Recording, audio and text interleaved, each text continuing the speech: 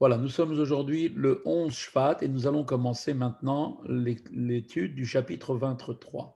Il a été expliqué au chapitre précédent qu'il n'est pas d'existence séparée de Dieu, car la parole de Dieu est à l'origine de la création et, bien sûr, elle est différente de la parole humaine. Une parole exprimée par l'homme, comme on le sait, devient séparée de celui-ci, tandis que la parole de Dieu demeure toujours dans sa source, c'est-à-dire en Dieu.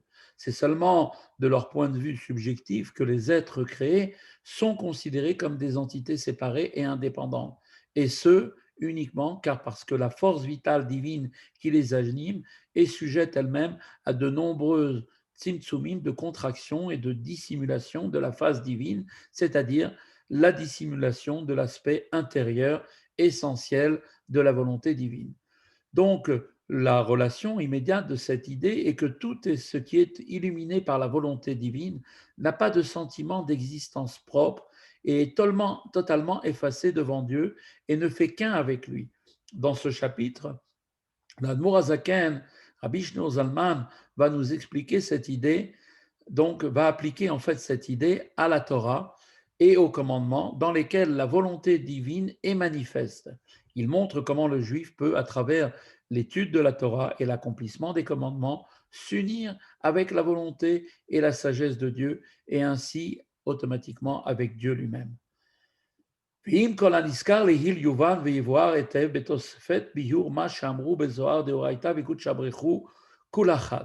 Avec tout ce qui a été expliqué, on pourra bien comprendre maintenant et élucider davantage l'enseignement du Zohar qui nous disait que la Torah et Dieu sont entièrement un. Ubetikunim, Pirshu, des Ramach Pikudim, Inun Ramach Evarim de Malka. Et le commentaire des Tikkuné Zohar nous rapporte là-bas dans le Tikkun numéro 30 que les 248 commandements positifs sont les 248 membres du roi de Dieu. Tout comme chaque membre du corps, pour reprendre l'image du corps humain, eh bien, chaque membre est un réceptacle pour une faculté particulière de l'âme qui en est revêtue. Par exemple, l'œil est le réceptacle de la faculté de l'âme de la vue, l'oreille pour la faculté de l'âme, faculté auditive. De même, chaque commandement est un canal et est un réceptacle où se révèle la volonté divine. Les commandements, en général, représentent donc la volonté divine et chaque mitzvah est bien l'expression d'un aspect particulier de la volonté divine. Il faut pourtant remarquer que selon cette analogie, les commandements sont seulement les membres de Dieu. Un membre est une entité distincte de l'âme et ne fait pas un avec celle-ci. Certes, effectivement, quand une force de l'âme imprègne le membre qui lui correspond, ils forment à ce moment-là un même ensemble. Mais il demeure quand même malgré tout deux entités distinctes qui s'unissent. Il y a l'âme et le membre du corps. De même, les commandements ne forment pas une seule entité avec Dieu. Ils lui sont simplement attachés, si l'on peut dire. En revanche, la Torah elle-même, dont le propos est d'expliciter donc d'expliciter en fait entièrement donc le sens donc si on peut dire d'expliciter les commandements est entièrement une avec Dieu. Selon la citation du Zohar, quel est le sens de ce niveau d'unité avec Dieu qui caractérise la Torah et l'étude de la Torah et qui dépasse celui des commandements et leur accomplissement? Eh bien, c'est ce que Rabbi Shneur Zalman va nous expliquer à présent. לפי שהמצוות הן פנימיות רצון העליון וחפצו האמיתי המלובש בכל עולמות עליונים ותחתונים לאחריותם, car les commandements, nous dit Admour Azaken, constituent la volonté intérieure de Dieu et sont son véritable désir, qui est revêtu, ce désir, dans tous les mondes supérieurs et inférieurs et leur donne la vie. Tous les mondes sont un produit de la volonté divine. Dieu désira leur existence et c'est cette volonté qui les amena à l'existence. Toutefois, ce désir n'est qu'une manifestation extérieure de sa volonté intérieure, le désir pour les commandements. Pourquoi, en fait, Dieu désire-t-il l'existence des mondes? Eh bien, parce que Dieu désire que les Juifs accomplissent les commandements. Et c'est à cette seule et unique fin qu'il créa tout le décor, c'est-à-dire il créa tous les mondes. Cette idée peut être explicitée par une image, une analogie avec un homme qui, par exemple, va entreprendre un voyage pour des raisons professionnelles. De fait, il a la volonté donc de voyager. Néanmoins, son désir intérieur, c'est-à-dire son désir ultime et son intention dans ce voyage, sont le bénéfice qu'il va tirer commercialement de son voyage. Dans une perspective plus profonde, le désir pour le profit lui-même, bien sûr, en fait, n'est que pour le profit, d'accord, que l'expression extérieure d'une volonté plus intérieure, le désir qu'il pourra acquérir ensuite par le fruit de son labeur. Voilà, c'est ce qu'il désire. En fait, il veut gagner de l'argent pour pouvoir réaliser tout ce dont il a envie de pouvoir s'acheter, acquérir par la suite. Et c'est bien là que réside le véritable objet de son désir, acquérir tel ou tel objet. Et c'est ce désir qui crée en lui son désir pour le profit, lequel ce profit va le motiver pour partir en voyage. Il en est exactement de même, si on peut dire, des mondes et des commandements. La volonté extérieure de Dieu, son désir est que les mondes existent et l'expression véritable du véritable objet de son plaisir, la réalisation des commandements. Le véritable plaisir de Dieu, c'est qu'on réalise les commandements. Les commandements sont donc sa volonté intérieure. C'est ce qui est fait plaisir à Dieu. Et c'est à cette seule fin et unique fin que Dieu a donné la vie à tous les mondes pour donner effectivement un décor et en fait mettre en place un système qui nous permette à nous de réaliser son plaisir en accomplissant les mitzvot à travers donc les difficultés que peuvent être le quotidien de chacun d'entre nous. Pourquoi? כי כל חיותם ושפעם תלוי במעשה מצוות של תחתונים כנודע. Car, nous dit Admorazaken une chose extraordinaire, c'est que la vie et la substance de tous les mondes dépendent de l'accomplissement des commandements par les créatures des mondes inférieurs, c'est-à-dire nous, comme nous qui sommes le monde le plus bas, comme il est connu, à savoir que l'accomplissement d'un commandement attire la vitalité divine dans tous les mondes, puisqu'elle va attirer une lumière qui vient des plus hauts niveaux dans la volonté de Dieu, qui s'accomplit et donne un plaisir à Dieu, qui va donc susciter une lumière qui va traverser l'enchaînement de tous les mondes pour arriver jusqu'à la personne qui a réalisé cet accomplissement de cette mitzvah. Et donc, forcément, cette lumière va traverser l'ensemble des mondes de la création. ונמצא שמעשה מצוות וקיומן הוא לבוש הפנימי לפנימיות רצון העליון. Et donc, il ressort de là automatiquement que l'accomplissement et l'observance des commandements sont donc le vêtement intérieur de l'aspect intérieur de la volonté divine.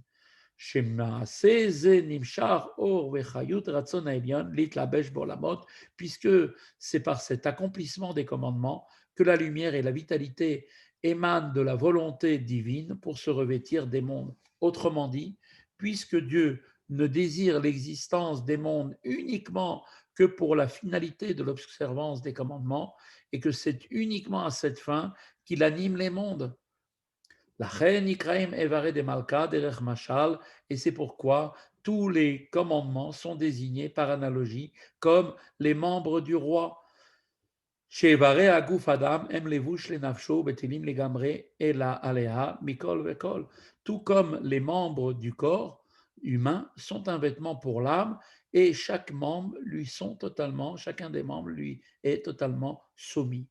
כי מיד שעולה ברצונו של אדם לפשוט ידו או רגלו, הן נשמעות לרצונו תכף ומיד בלי שום ציווי ואמירה להן.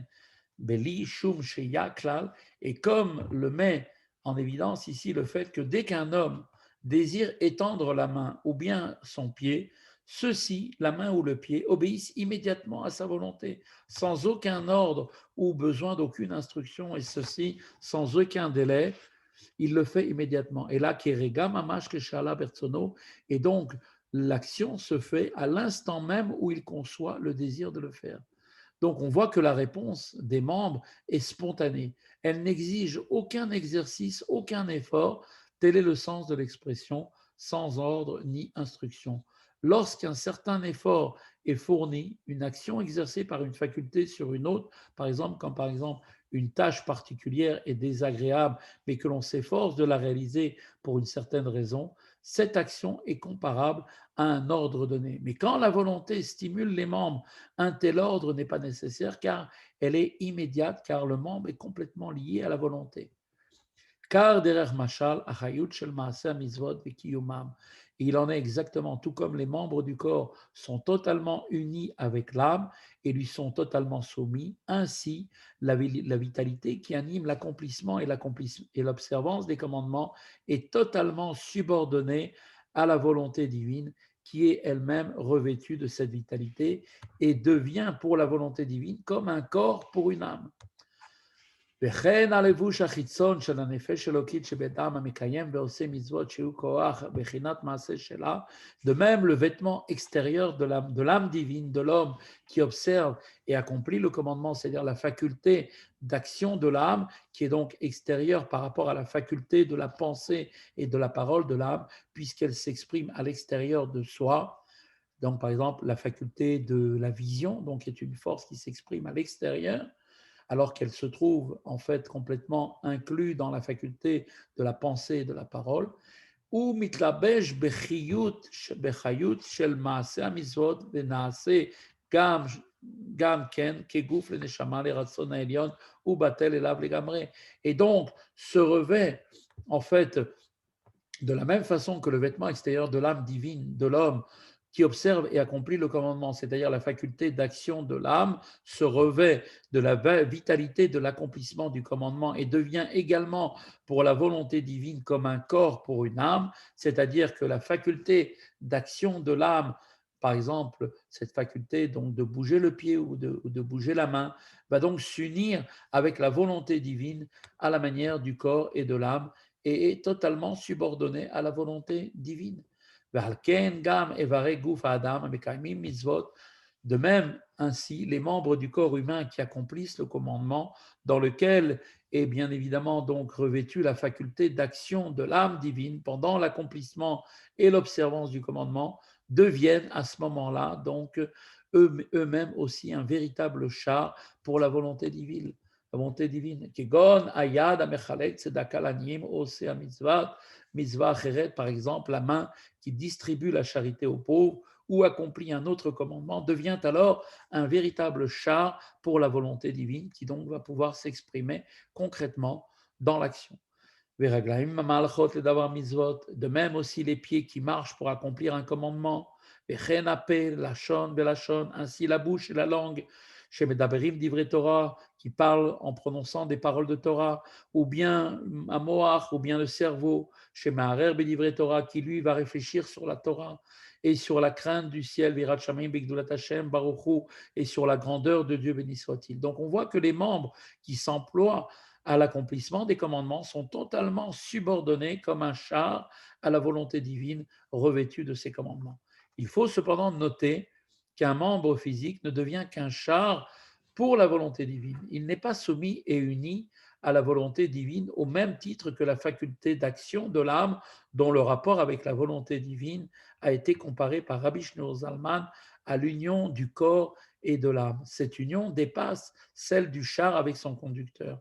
L'âme et le corps, quoiqu'étant deux entités séparées, l'une physique et l'autre spirituelle, s'unissent parfaitement. Cette soumission est telle que l'âme n'est absente d'aucune partie du corps et la force vitale de l'âme dans le corps se transforme en force vitale physique. La faculté d'action de l'âme divine, qui est une force divine, atteint ce niveau d'unité avec Dieu lorsqu'elle est employée dans l'accomplissement d'un commandement. En revanche, les membres du corps, quoique employés eux aussi dans l'accomplissement du commandement, leur unité avec le divin ne dépasse pas celle d'un char avec son conducteur. Le char qui n'a pas de volonté propre est totalement subordonné à son conducteur. Il n'en est pas moins, effectivement, lui aussi, uni avec lui. Et c'est là la signification de ce qu'ont dit nos chachamim dans Bereshit Rabbah, les patriarches sont le char de Dieu. Shekol evarehem kulam ayu kedushim umuvdalim binyane olam hazeh. Et cela voulait dire en fait que tous les membres des patriarches étaient entièrement saints et détachés des sujets de ce monde tout au long de leur vie.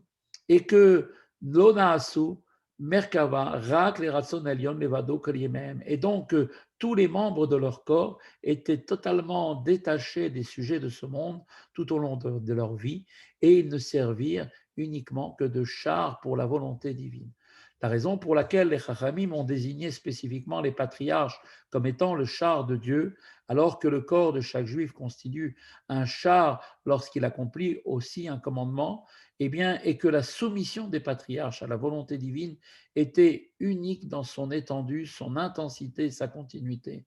On dit que tous leurs membres étaient totalement soumis à la volonté de Dieu tout au long de leur vie. Chez les autres juifs qui n'ont pas atteint ce niveau-là, un pareil niveau, cette soumission est particulière et momentanée au moment où ils font effectivement la mitzvah. Seuls les membres employés dans l'accomplissement d'un commandement, au moment où une personne va mettre, par exemple, va utiliser sa main pour mettre la tzedaka, cette main-là deviendra un char pour la volonté divine. Et cela ne durera que seulement durant l'acte uniquement. En fait, il est possible que le même membre qui constitue un char pour la volonté divine soit employé ici aussi à une fin contraire. La même main peut frapper quelque chose, une personne que Dieu préserve. Voilà. Donc c'est à cela que nous devons réfléchir et c'est ici que se termine le cours d'aujourd'hui.